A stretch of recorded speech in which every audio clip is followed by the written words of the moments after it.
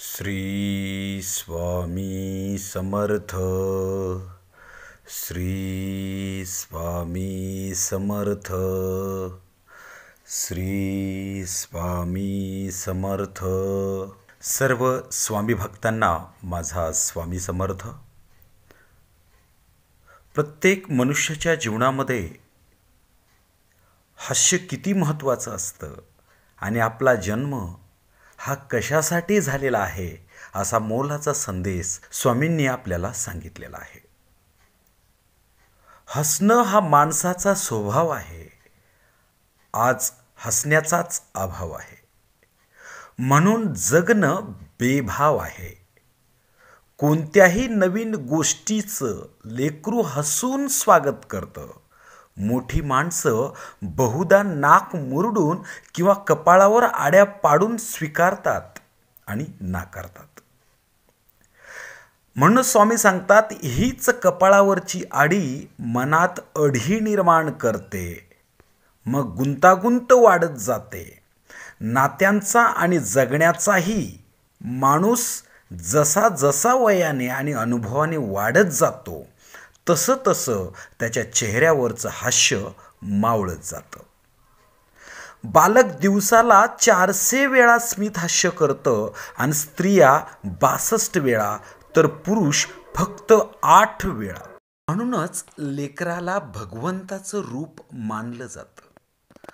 बहुतेक ठिकाणी रिसेप्शन टेबलवर किंवा विविध कंपन्यांकडून कॉल करायला महिलाच असतात. हसणं संसर्गजन्य आहे. मुद्दा नाही कळला तरी हसणाऱ्याला पाहून आपसुकच हसू उमटतं. हसायला पैसे लागत नाहीत. ज्या गोष्टी फुकट असतात त्या वास्तविक अमूल्य असतात, पण त्याचं मूल्य आपल्याला कळत नाही. मग ती हवा असेल किंवा पाणी असेल किंवा हास्य असेल.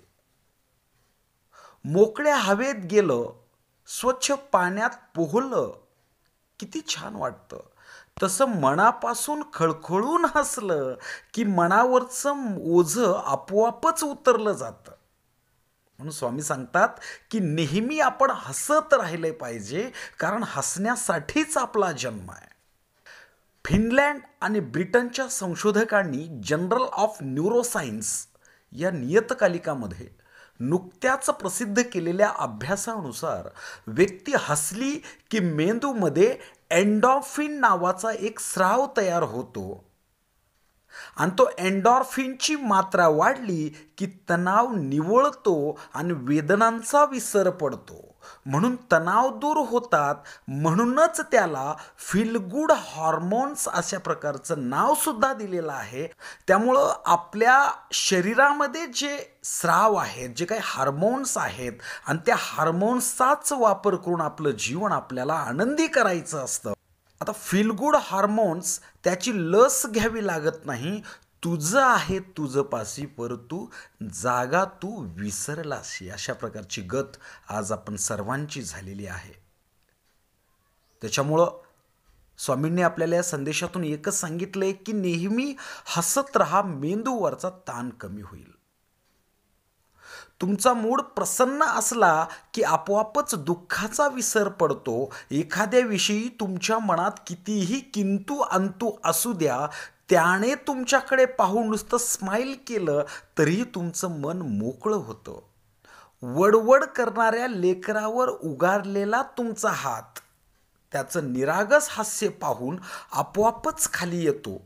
मुखातून एक शब्द न काढता थेट समोरच्याच्या हृदयाशी संवाद साधण्याचं साधन म्हणजे हास्य आहे. त्याच्यामुळं कित्येक प्रेम कहाण्या अशा निर्हेतुक हास्यातूनच फुललेल्या आहेत. हसा, हसवा आणि आनंदाचा सहवास इतरत्र दरवळू द्या. दाही दिशांना आनंद उधळून द्या. नवीन वर्षात जास्तीत जास्त हसरं बनण्याचा प्रयत्न करा, तरच तुमच्या आयुष्यामधलं दुःख कमी होणार आहे, असं स्वामींचं मत आहे. त्याच्यामुळे आपल्या जीवनामध्ये आपल्याला या नवीन वर्षामध्ये जर काही कमवायचं असेल तर ते हास्य कमवा. कारण तुमचं हास्य तुमच्या चेहऱ्यावर जर असेल तर नक्कीच आपोआप सगळ्या गोष्टी तुमच्यापासून दूर जाणार आहे आणि तुमच्या जीवनामध्ये फक्त आनंद येणार आहे, तुमच्या जीवनामध्ये फक्त यश येणार आहे. त्याच्यामुळे स्वामींनी सांगितलेल्या या संदेशाचं आपण सर्वांनी अतिशय काटेकोरपणे पालन करून आपलं जीवन हास्यमय आनंदमय बनवूया. शेवटी एकच सांगेन, श्री स्वामी समर्थ, श्री स्वामी समर्थ, श्री